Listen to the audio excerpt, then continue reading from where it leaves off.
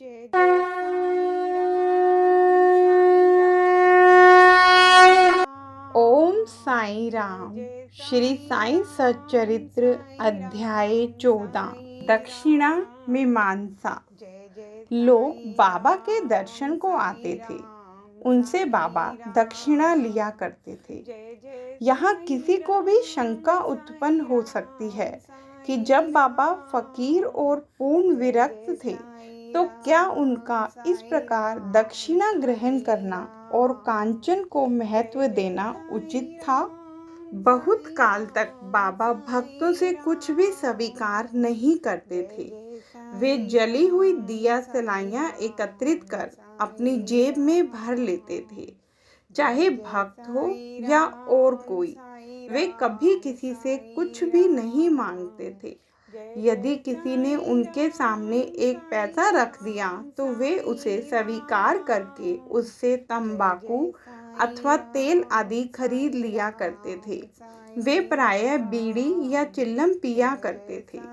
कुछ लोगों ने सोचा कि बिना कुछ भेंट किए संतों का दर्शन उचित नहीं है, इसलिए वे बाबा के सामने पैसे रखने लगे। यदि एक पैसा होता तो वे उसे जेब में रख लेते, और यदि 2 पैसे हुए तो तुरंत उसमें से 1 पैसा वापस कर देते थे। जब बाबा की कीर्ति दूर दूर तक फैली और लोगों के झुंड बाबा के दर्शनार्थ आने लगे, तब बाबा ने उनसे दक्षिणा लेना आरंभ कर दिया।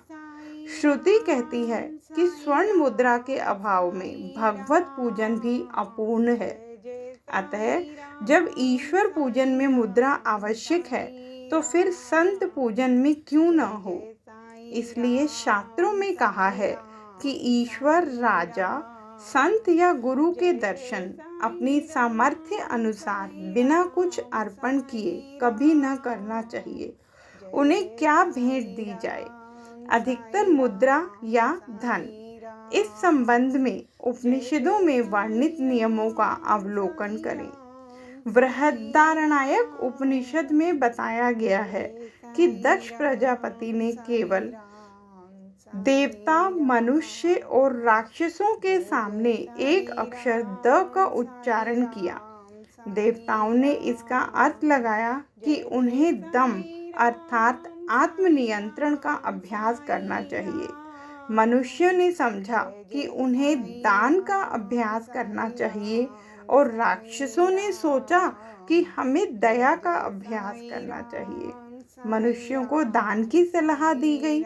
तैत्तिरीय उपनिषद में दान व अन्य सत्वगुणों को अभ्यास में लाने की बात कही गई है। दान के संबंध में लिखा है, विश्वास पूर्वक दान करो, उसके बिना दान व्यर्थ है। उदार हृदय तथा विनम्र बनकर आदर और सहानुभूति पूर्वक दान करो। भक्तों को कांचन त्याग का पाठ पढ़ाने तथा उनकी आसक्ति दूर करने और चित्त शुद्ध कराने के लिए ही बाबा सबसे दक्षिणा लिया करते थे। परंतु उनकी एक विशेषता भी थी। बाबा कहा करते थे कि जो कुछ भी मैं स्वीकार करता हूँ, मुझे उसे 100 गुना से अधिक वापस करना पड़ता है। एक घटना।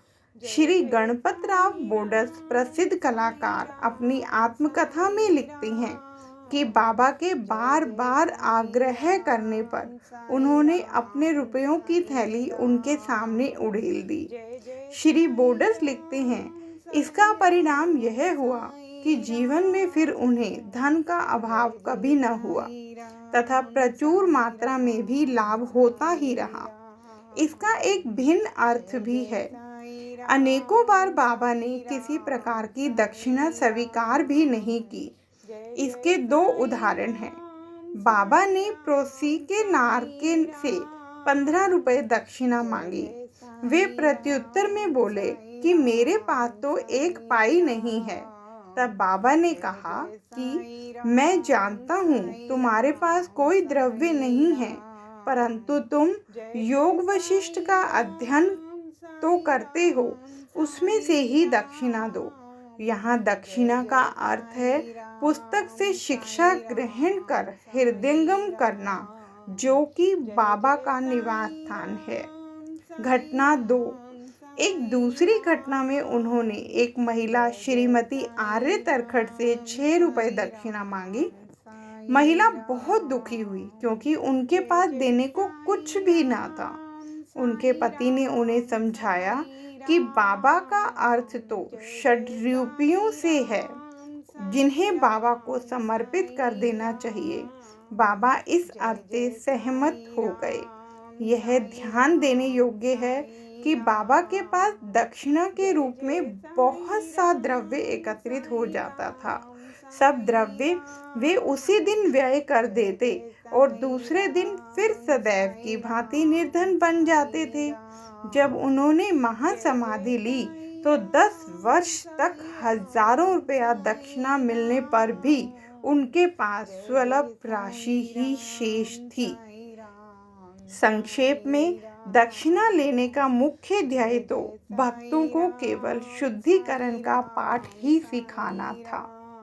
जय साईं राम।